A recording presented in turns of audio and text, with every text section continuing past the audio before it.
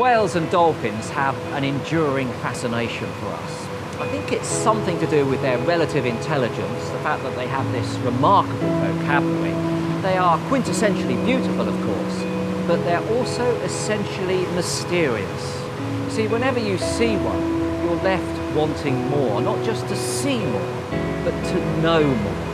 And the Bay of Biscay here is ranked amongst the top 5 places on Earth to go whale and dolphin spotting. If you keep your eyes peeled, you can in fact see a third of the 90 species that we currently have on the planet. Pretty remarkable. So what makes it so special? Well, it's not what's happening on the surface. What's happening underneath is what counts. It's got a bit of continental shelf as you run round the coast of France and Spain, and this is shallow water, 100 to 150, 200 metres. The perfect habitat for harbour porpoises, Risso's dolphin and common dolphin. And then all of a sudden you get to the edge of that continental shelf and it drops off to 4,000 metres of water. This is the habitat of the great whales. You can see fin whale here, the second largest mammal on Earth. Occasionally even blue whale, the very largest. And on some trips, we've even been lucky enough to spot killer whale too. It's a fantastic place to come looking for these creatures, and it's right on our doorstep. One of the problems with the marine environment from our point of view is its relative inaccessibility. You see, all of that remarkable diversity of life is down there beneath the waves. But the whales and dolphins spend time at the surface, of course, and there they forge a link between humans and the sea. They are perfect ambassadors when it comes to marine conservation. ORCA have been running the Your Seas education campaign in the northeast of England, and it's been tremendously successful, engaging people with whales and dolphins and all marine life. And I'm very pleased to say that now it's spreading south. They're going to run it in the city of Portsmouth. And one of its central objectives is to get people to think more about that marine life, so they'll help us conserve it.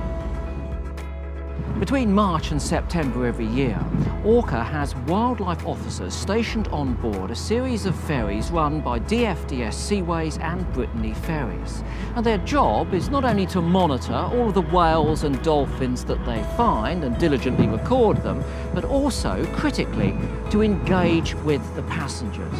Because if they can point out a whale and dolphin, if they can enthuse them about this amazing group of animals, then we can bring them on board, and they might be, like us, more keen to conserve these creatures. In conjunction with Brittany Ferries, ORCA runs I Spy mini whale watching cruises.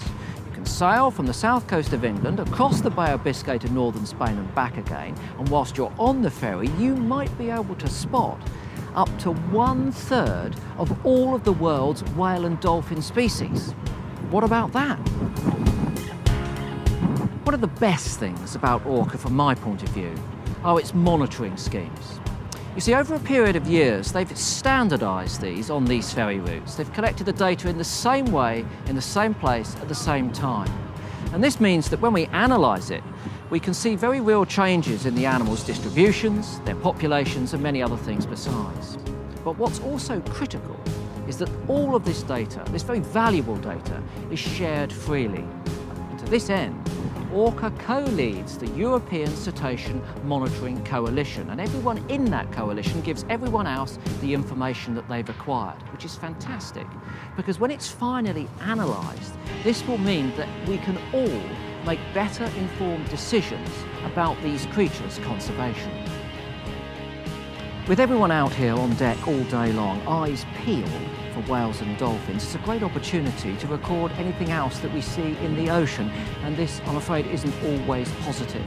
One of the new surveys that ORCA is doing is for ghost gear. Now this is pieces of fishing net that's broken away and is drifting freely in the ocean. And the problem with this is that it can entangle sea life, things such as turtles near the surface, but sadly also those whales and dolphins. And it can do that with fatal results. But we need to know where it is, where it's drifting, and perhaps where it's originating from. So now all of the material that we spot from the deck here is being diligently recorded as well. On these kind of trips and with this work, we're educating the public And that's a vital part of it because they can do so much. And indeed, with that education, we're spreading it out to children. We've got programs running in the north and the south of the UK, and they're the future, and that's what this is all about. It's absolutely vital. This is the last unknown place on the planet, and we can and we should help to protect it. It's so important for our future and for the future of all of our children and grandchildren. This is a great chance to do something important.